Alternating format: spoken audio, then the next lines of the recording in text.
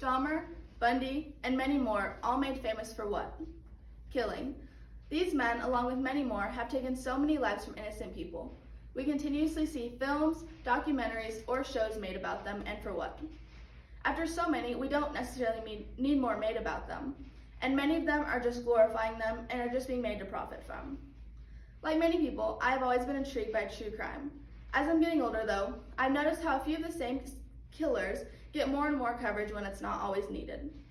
With the recent boost of true crime and killers in the media, people are starting to idolize and romanticize monsters, possibly become inspired by these films and go out and do them themselves, and how the victims and their families are being affected and hurt.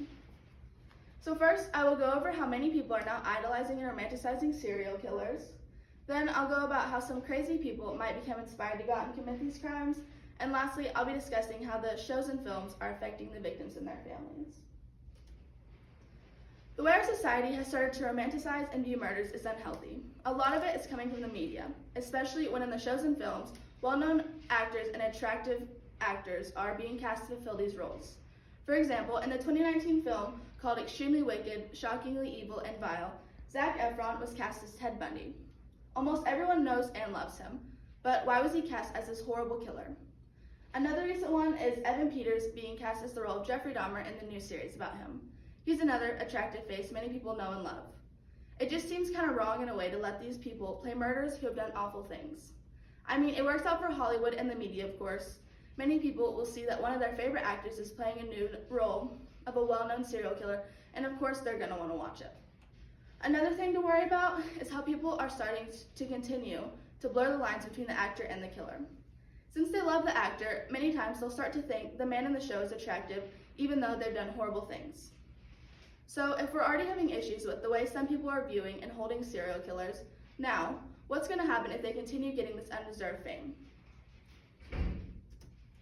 We all know how crazy people in this world are, so how many psychos are going to watch these films and think they can try and attempt these things being presented?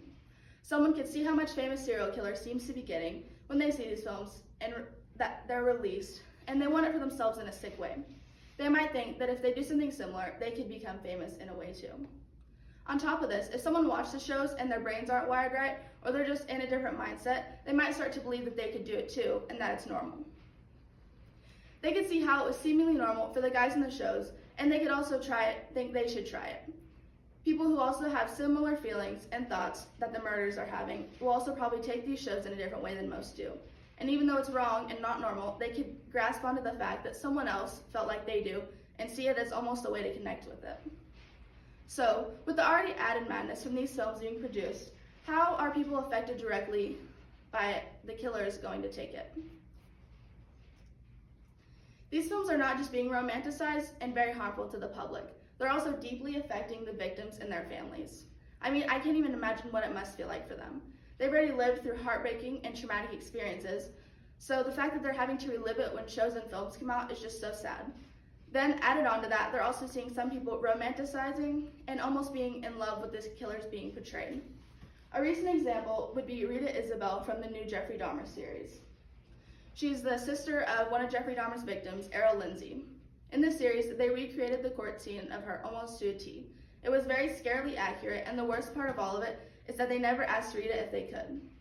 She spoke out recently and said that since all of the case is considered public knowledge and millions have already seen the trial, Netflix didn't have to get the legal permission to do this scene. She said her and her family are very upset about the situation, and rightfully so.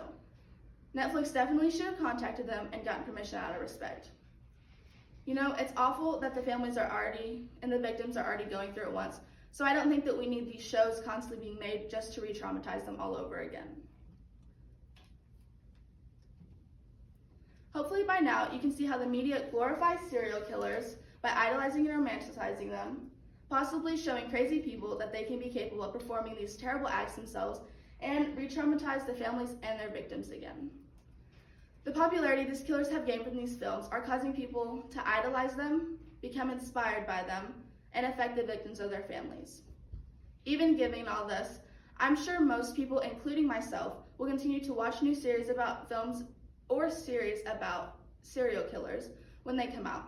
Unlike some shows and people though, you shouldn't glorify them, but instead hold them accountable for their horrible crimes and innocent lives they've wrongly taken from this world. Thank you.